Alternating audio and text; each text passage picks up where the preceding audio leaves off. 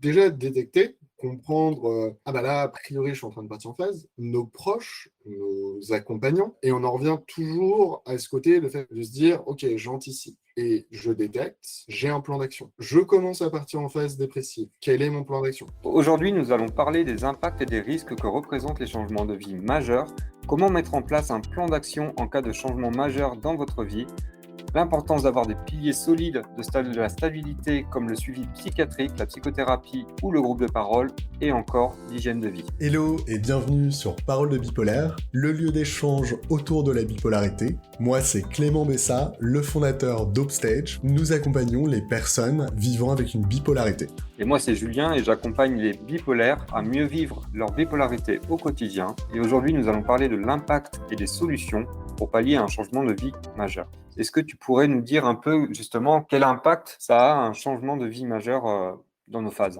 Bah, c'est une bonne question et je pense que c'est très variable selon nos phases, selon chacun. Concrètement, tout impact, négatif ou positif, je pense que c'est important aussi de parler d'impact positif, peut entraîner l'apparition de phases. Par exemple, je pense à une conversation que j'ai eue hier avec une ancienne collègue qui elle aussi est bipolaire et par exemple, elle vient d'avoir un petit garçon et donc c'est une bonne nouvelle, mais potentiellement c'était un risque aussi. Donc est-ce que ça allait modifier ses phases? Est-ce que ça allait entraîner une phase haute ou une phase basse? Elle a réussi à très bien le gérer, mais c'est pas toujours le cas. Et par exemple, c'est assez connu, moi je connais pas très bien le sujet, mais je sais qu'après un accouchement, on peut avoir une phase plutôt dépressive qui arrive juste après. C'est vraiment très compliqué. Toi, comment est-ce que tu définirais les choses de ton côté, Julien? Moi, je pense que, effectivement, comme tu l'as très bien dit, c'est que n'importe quel changement, on va dire majeur, peut avoir un impact sur nos phases.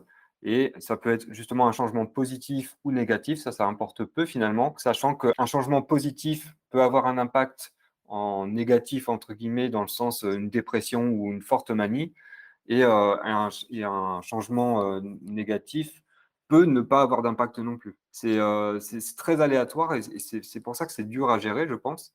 Est-ce que tu peux te parler peut-être aussi un peu de l'impact des changements vis-à-vis des addictions? Ouais, c'est hyper logique. Si on prend un exemple, demain, vous perdez votre boulot. Le boulot, ça vous donne quand même un certain lien social. Ça vous oblige à vous lever tous les matins à une certaine heure, à vous déplacer. Ça vous amène des revenus. Généralement, lorsqu'on perd un travail, n'importe qui d'ailleurs, va avoir tendance à avoir moins de lien social, plus de problèmes, et notamment, ça va déclencher, parce qu'on n'a pas cette routine positive, des routines négatives, comme par exemple la consommation d'alcool. Auparavant, je ne pouvais pas boire, j'allais au travail.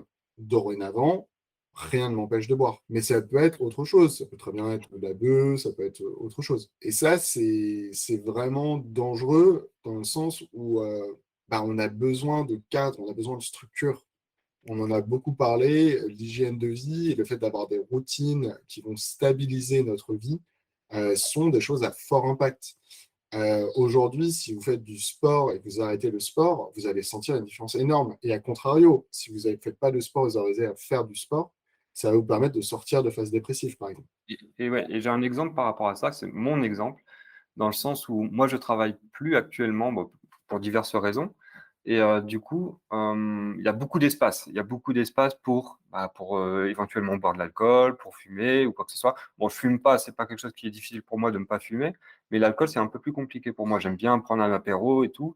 Et du coup, c'est compliqué, enfin, c'est plus dur en tout cas de ne pas tomber dedans. Et par exemple, j'ai encore un exemple dans l'exemple, c'est que je me suis fait une entorse de cheville, ce qui fait que le sport, je pouvais plus en faire. En tout cas, moi, j'aime bien courir, j'aime bien nager, ça, je pouvais plus le faire. Ce qui était encore plus dur euh, pour pallier justement à cette anxiété que j'ai, à ce stress et à évacuer en fait finalement. Et du coup, c'est des changements de vie, c'est sur le changement de vie majeur. Hein, une entorse, je peux plus bouger comme avant, je peux plus faire de sport. Donc c'est quand même un certain changement de vie et qui ont un fort impact sur les addictions et sur ma vie. Et du coup, ça peut déclencher potentiellement une nouvelle phase. Clairement. Et c'est quelque chose qui va être vraiment incompris. Moi, je ne l'ai pas vécu personnellement, mais je sais que, par exemple, lors d'un mariage, on peut être dans une phase assez dépressive. On peut, à un enterrement, être dans une phase hyper de bonne humeur, hyper euphorique. Et parce on ne réagit pas spécialement comme tout le monde va réagir. Et c'est comme ça. Et des fois, on ne peut pas y faire grand-chose. Donc, je pense que c'est important, et notamment si vous avez vos proches qui sont au courant, qu'ils puissent aussi prendre en compte votre réaction et ne pas le prendre mal. Bon, vous n'avez pas à le dire à tout le monde, mais c'est sûr que si à un enterrement, vous êtes dans une phase euphorique et personne ne sait que vous êtes bipolaire, je devrais peut-être pas utiliser le terme, mais vous allez être pris pour un fou. Personne ne va comprendre votre réaction. Et en fait, si jamais il y a au moins quelques proches qui sont au courant, ces personnes vont peut-être pouvoir expliquer les choses et pouvoir trouver des solutions pour que ça se passe mieux. Donc ouais, c'est ça qui est un peu particulier, c'est qu'on ne réagit pas toujours d'une manière logique. Moi, je pense à une situation personnelle où je me suis fait licencier il y a quelques années et j'étais heureux. J'étais dans une phase haute. J'étais super content. Je m'étais dit, ah, trop bien, je vais avoir un peu de cash. Je suis parti direct. J'ai pris mes billets d'avion pour Tokyo, genre le lendemain. Et je suis parti au Japon et j'ai fait la Corée après. Et à ce moment-là, j'étais dans une phase haute. J'ai recréé une nouvelle boîte. J'ai trouvé un cofondateur. J'étais clairement. Alors que on pourrait dire, tu t'es fait licencier. Bon, comment est-ce que tu vas? Comment est-ce que tu gères? C'est pas facile. Non, pas du tout. J'étais clairement. Et ça m'a même augmenté ma phase haute. Et en plus de ça, trajet en avion, donc jet lag, moi qui est en partie un déclencheur pour ma part, auberge de jeunesse, donc plus de soirées, plus d'alcool, moins de sommeil. Sauf que plutôt que d'avoir une vie hyper cadrée avec des routines, vu que j'étais à l'étranger avec des gens qui sont en auberge de jeunesse, donc ça me semblait tout à fait normal. Il y avait un certain cumul qui allait dans un cercle qui allait être de plus en plus vicieux et t'enfermer dans des phases de plus en plus intenses finalement. Et tu l'as un peu évoqué, mais justement, comment on pourrait mettre en place justement des actions en cas de changement majeur pour prévention ou en termes curatifs, entre guillemets? Déjà, il faut détecter ces phases. Et ça, on en revient au journal intime. Donc, personnellement, moi, c'est plutôt le journal de 5 minutes, qui est un type de journal intime. Il y a aussi le diagramme de l'humeur, qui fonctionne très bien. Un autre truc que j'utilise aussi personnellement, c'est... alors, j'ai une app qui permet de calculer le nombre de pas et mon activité sportive.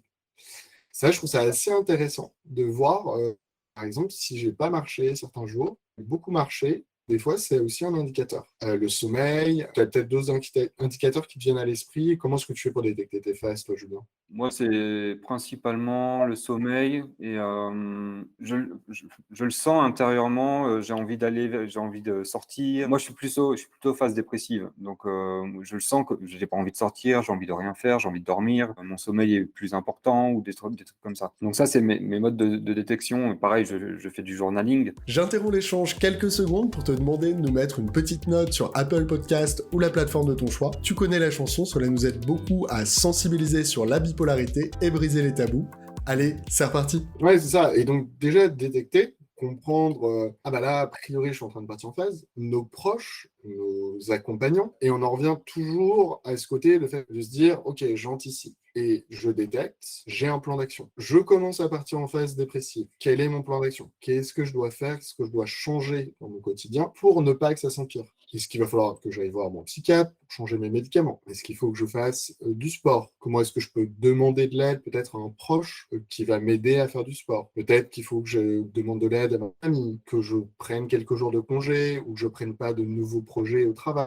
Il y a plein de choses à mettre en place et c'est vraiment cette anticipation qui est importante. Votre événement majeur, vous ne pouvez pas l'anticiper. De manière générale, ça nous tombe dessus et on ne peut pas y faire grand-chose. Par contre, on peut apprendre à réagir de manière positive et à trouver des solutions pour rapidement mettre en place quelque chose. Donc, personnellement, moi, j'ai eu une rupture il y a maintenant quelques mois. Ça s'est bien passé, mais pour autant, changement majeur dans ma vie. Je vivais avec mon ex dans le même appartement. Du coup, on passait quand même énormément de temps ensemble et d'un coup, plus rien. Changement majeur, risque important, mais j'avais un plan d'action. Ça a été beaucoup plus de coaching avec toi, Julien. Ça a été d'en parler à mon psychiatre, ça a été de faire plus de sport, rencontrer de nouvelles personnes, etc., etc. Et parce que j'avais ce plan d'action qui était hyper carré et qui avait été anticipé, ça a été assez facile à mettre en place parce que j'étais bien accompagné.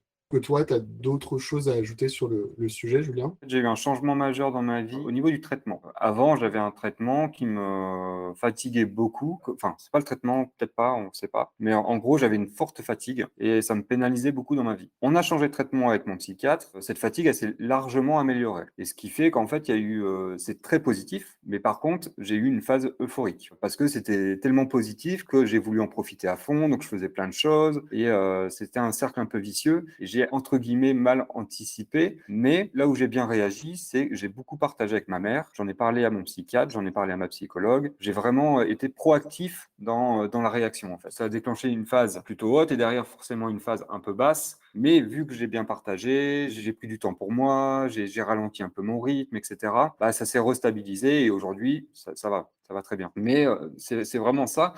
Moi, ce que je trouve important à mettre en avant, c'est de garder ces routines, garder les choses positives et les choses qui sont peut-être plus dures à faire, certes, mais les faire quand même. Et peut-être à moindre intensité, par exemple, je pense à aller courir, au lieu de courir 30 minutes, mais garder cette habitude, mais courir 20 minutes. Parce que c'est ultra important de garder ces routines-là. Et c'est ça qui va faire que la phase, elle va être moins importante, elle va durer moins longtemps et qu'on va s'en ressortir plus rapidement. Ouais, c'est exactement ça. Tu l'as fait, mais moi aussi, hein, j'ai beaucoup parlé avec ma mère à l'époque, et c'est vrai qu'il faut demander de l'aide. Et je trouve qu'on n'en parle pas assez. Demander de l'aide, c'est pas facile, parce qu'on a peur de déranger. Et pour autant, les gens adorent aider. Quand on demande, sincèrement, posez-vous la question, lorsqu'on vous demande de l'aide, généralement, vous répondez positivement. Parce que c'est une marque de confiance. Ça veut dire qu'on respecte aussi votre jugement, vos compétences. Et généralement, vous allez le faire naturellement. Et ça, je trouve que c'est quelque chose à apprendre, on n'en parle pas assez. Moi,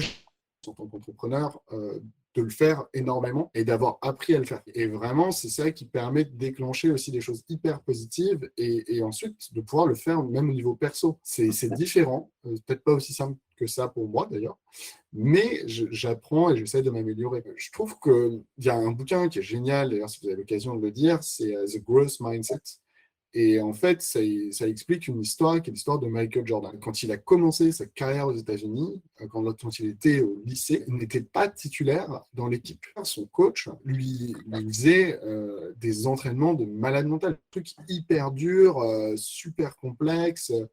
D'ailleurs, je pense, c'est marrant, j'utilisais l'expression malade mental, c'est encore dans notre discours, alors que pourtant, je sais que c'est une expression qui est à bannir. Mais je trouve ça intéressant. Enfin, je viens de me faire la remarque à moi. Mais je crois que Michael Jordan, par rapport à ça, il a été viré de son équipe à un moment donné, hein, parce qu'il n'était pas assez bon, il me semble. Ouais, Et aussi, autre anecdote qui est plus là en termes de réussite, entre guillemets, Michael Jordan est celui qui accumule le plus de nombre de paniers ratés dans la NBA. non, mais c'est ça. Et en fait, pourquoi son coach le faisait travailler plus dur que les autres, c'est qu'il disait, bah ouais, mais tu m'as toujours dit que tu voulais être le plus grand joueur au monde. Donc, c'est normal que je te fasse travailler plus. Et, et il a toujours été dans cette logique où tous les jours, comment est-ce que je peux m'améliorer? Comment est-ce que je peux être meilleur que le jour d'avant? Et ça, c'est le gros mindset, c'est de se dire qu'en fait, rien n'est figé. On peut tout améliorer, on peut tous devenir meilleurs, on peut tous transformer notre bipolarité en opportunité. Et ça, c'est vraiment un truc, posez-vous la question, il y a beaucoup de personnes qui partent avec, entre guillemets, une vie plus facile, ils sont plus beaux, ils sont plus grands, ils sont plus forts. Mais ceux qui n'ont pas cette remise en cause régulière, et ben en fait, on va les dépasser. Parce qu'on se remet en cause, on s'améliore. Et on les voit, moi j'en vois autour de moi, des gens qui ont tout pour réussir, qui ne se remettent pas en cause, et en fait, ils stagnent, voire même ils régressent. Et ces gens-là, au fur et à mesure, on les dépasse. Et vraiment, c'est un super bouquin, bon, il doit y avoir une version française, j'ose espérer, mais voilà, n'hésitez pas. Peut-être, on parle de mise en place de routines, c'est comment est-ce qu'on fait pareil pour avoir des routines fortes avant justement un événement majeur. Comment est-ce que toi, tu as pu faire justement, Julien? Alors, on a une vidéo complète sur les routines, la mise en place des routines. Donc, je vais le faire très succinctement, je pense. C'est vraiment choisir des choses qui vous plaisent déjà, des choses vers lesquelles vous êtes attiré de base. Et ensuite, c'est commencer petit. Par exemple, si vous aimez la course à pied, n'allez pas faire 1 heure par jour de course à pied. Commencez par un quart d'heure tous les 2, 3 jours. Et au fur et à mesure, vous augmentez les quantités. Ensuite, essayez de vous intéresser à ce que vous aimez. Si vous voulez mettre en place une routine qui est certes bénéfique, mais que vous n'aimez pas, vous n'allez pas la tenir dans le temps. Est-ce que toi, tu as d'autres choses par rapport aux routines? Je pense que c'est assez bien résumé et une routine, ça se travaille dans le temps. Une routine positive, c'est jamais facile à garder, surtout lorsqu'une phase arrive. Mais si vous n'avez pas créé auparavant, c'est quasi impossible de créer une routine positive lorsque vous êtes en phase. Donc il y a vraiment cette logique de saisir des fenêtres d'opportunité pendant une certaine stabilité ou une phase qui n'est pas trop importante, de se dire super, là j'ai un créneau, je mets en place ma routine positive à ce moment-là, permettre de la garder lorsque le changement majeur de vie va arriver, qu'une phase va probablement se déclencher, mais parce que j'ai anticipé, j'ai cette routine, je vais pouvoir réussir. Et d'ailleurs, c'est cette mise en place de routine et qui va créer des bonnes bases, ça influence clairement le fait que la phase derrière elle va se transformer en stabilité. Ça a une grosse influence. Moi, je le vois dans mes dépressions. Quand je fais une dépression, je continue à courir. Des fois, je change un peu l'intensité ou la durée, mais je continue à courir, je continue à aller balader mon chien, je continue à parler avec ma mère. Et en fait, la phase, elle part beaucoup plus rapidement par rapport à avant où j'avais pas toutes ces routines-là. Ouais, exactement, c'est très bien dit. Pour ma part, j'ai presque envie de conclure, à part si toi, tu as autre chose à ajouter. Non, je pense que tu peux partir sur les conclusions là. Ça marche. Donc, ce qu'on a pu voir, c'est que les changements de vie majeurs vont déclencher fort probablement, c'est pas toujours le cas, hein, des changements de phase. Et des changements de phase qui sont pas toujours en raccord avec ce qui se passe. Vous pouvez avoir un événement hyper bénéfique et ça peut entraîner une phase dépressive. A contrario, vous pouvez avoir un événement très triste qui va enclencher une phase euphorique plutôt maniaque. Et c'est très dur à gérer et c'est comme ça va arriver. On ne peut pas anticiper tout ce qui va se passer dans notre vie. Pour autant, c'est là où il y a un travail énorme à faire pour avoir un plan d'action. Anticiper comment est-ce que je vais faire lorsque ça va être déclenché. Quelles sont mes billes, quelles sont mes équipes, la mise en place, quelles sont mes routines sur lesquelles je vais pouvoir travailler et continuer de mettre en place pour éviter de partir en phase et de partir trop loin. On a parlé énormément du fait de demander de l'aide, que ce soit à sa famille, à ses proches, ses amis, ses copines ou autres, pour justement discuter, parler des choses, parler aussi à vos accompagnants professionnels, votre psychiatre qui peut modifier votre traitement par exemple, votre coach. Ça peut être aussi le fait de continuer vos routines, et vos routines, n'hésitez pas à les créer dans des phases plutôt stables. Si vous allez courir tous les 3 jours, le fait de continuer cette routine, d'aller courir tous les 3 jours. Pas hésiter à l'adapter légèrement, mais il faut surtout garder un petit peu ce mojo, parce que c'est ça qui va vous permettre de garder une certaine stabilité. On voit très bien qu'il y a des personnes qui se remettent en cause et qui s'améliorent, qu'il y a des gens qui ne le font pas. Et on voit la différence se créer est énorme. On n'est pas né égaux, moi j'y crois pas à ça. On est né égaux devant la loi. Ça c'est officiellement ce qu'on a en France, liberté, égalité, fraternité, mais par contre on n'est pas égaux. Par contre, il y a des personnes qui, entre guillemets, se remettent en cause et qui s'améliorent tous les jours, et eux, ils vont aller très loin, et ceux qui pensent que tout est inné et qui ne peuvent pas changer. Et vraiment, surtout sur la bipolarité, vous pouvez transformer ça en opportunité. Voilà de mon côté. N'hésitez pas à liker, à nous dire un petit peu ce que vous en pensez, de comprendre un peu vos propres expériences, savoir vous comment vous avez vécu des changements majeurs, si vous avez peut-être des conseils auxquels nous on n'a pas pensé. Pour trouver toutes les informations autour de la bipolarité, je vous donne rendez-vous sur notre site internet hopstage.com, HOPESTAGE.com, et je vous dis à très bientôt. Ciao, ciao.